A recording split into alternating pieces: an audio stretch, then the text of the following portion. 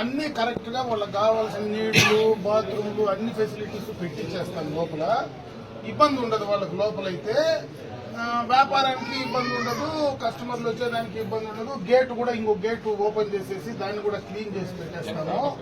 అన్ని వాళ్ళకి అనుకూలంగా చేయిస్తాం కాబట్టి డబ్బు కూడా కట్టే పని, గేట్ కట్టే పని లేదు కదా.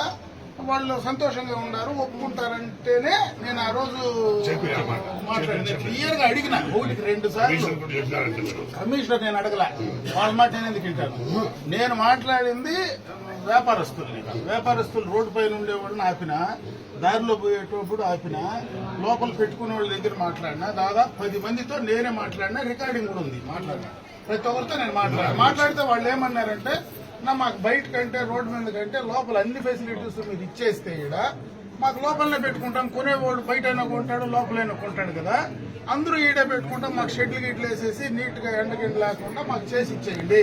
డబ్బు కూడా మాకు బయట అయితే మేము గేట్ కట్టాలా, లోపలైతే మాకు గేట్ కట్టే పనిలే, అన్ని ఫెసిలిటీస్ ఉంటాయని చెప్పిన తర్వాతనే మనం సరేలే ప్రొసీడ్ చేయండి అని చెప్పిన. అది నాకు తెలిసినటువంటి సమాచారం. ఇప్పుడు సమస్య ఎక్కడొచ్చింది? లోపలికి వచ్చేది పోయేదానికి చాలా కష్టం. ఏ వ్యాపారస్తులు కూడా సరుకులు తలపని పోసుకొచ్చేవాళ్ళు లేరు.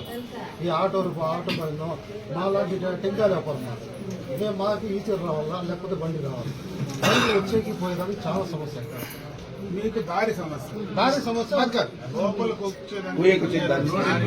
అన్లోడింగ్ లోడింగ్ దారి సమస్య అంతే కదా. ఇప్పుడు శుక్రవారం సంత మిగతా వాళ్ళది ఏం సమస్య ఏంటో చెప్తే దానికి మార్గం అయితే నేను చెప్తాను. మీకు వ్యతిరేకంగా ఎవరు చేయరు.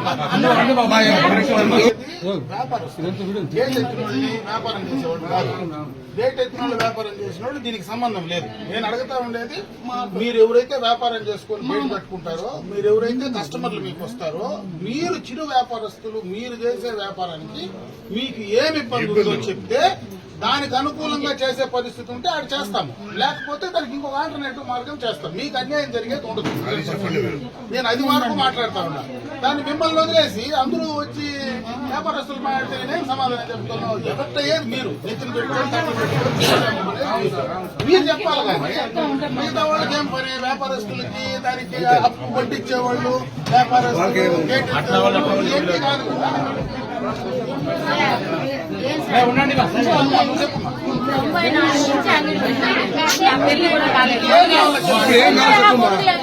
ట్రాఫిక్ ఎప్పుడు అడ్డమే పెట్టిలా. ప్రతి ఒక్కరికి అంతా నేను పడతా ఉన్నాను. నేను బతుకుండేదానికి ఆడ కూడా పెట్టదండి. ఆడ లోపల వచ్చి ఎవరు సార్ ఆ కాలం నుంచి బయట గొడుగులు అమ్ముతాను, బయట కొనుక్కుంటాను. లోపల పోయి ఆడ సార్ గొడుగులు రవ్వ జాగా వదలలేదు సార్. పోయిన వారము ఎత్తుకొని ఇంటికి వెళ్ళిపోయినాను నేను. గొడుగులు వేసుకుని వారానికి ఒకసారి పెట్టాను సార్. ముందర శుక్రవారం మాత్రం దాన్ని కూడా పెట్టి ఇలా మున్సిపాలిటీ వాళ్ళు ఎత్తి 3 ప్లేస్ వేసినారు. నేను వెళ్ళిపోయినాను. సరే అన్న ఊళ్ళో లేదు, వచ్చి మాట్లాడు. ఏ పొద్దు మా వల్ల ఇబ్బంది అయినా వచ్చి నన్ను అడగండి సార్. మీరు ఎదురుగా కూడా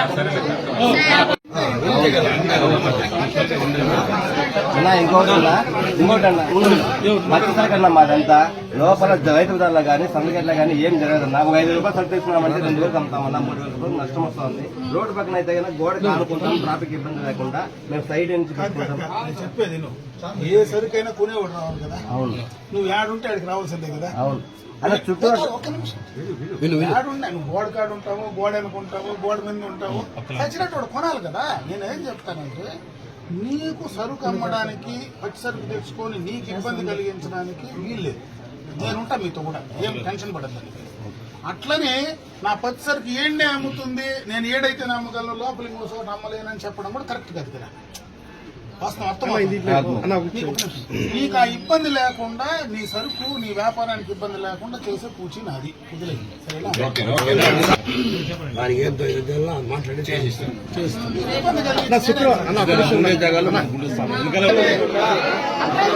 చెప్పాడు కొనేవాడు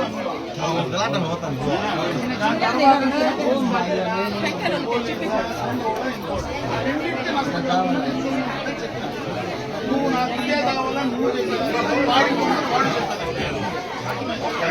కొనేవాడు వ్యాపారానికి ఇబ్బంది లేకుండా, కొనేవాడికి సమస్య లేకుండా చేయడం అనేది ధర్మం.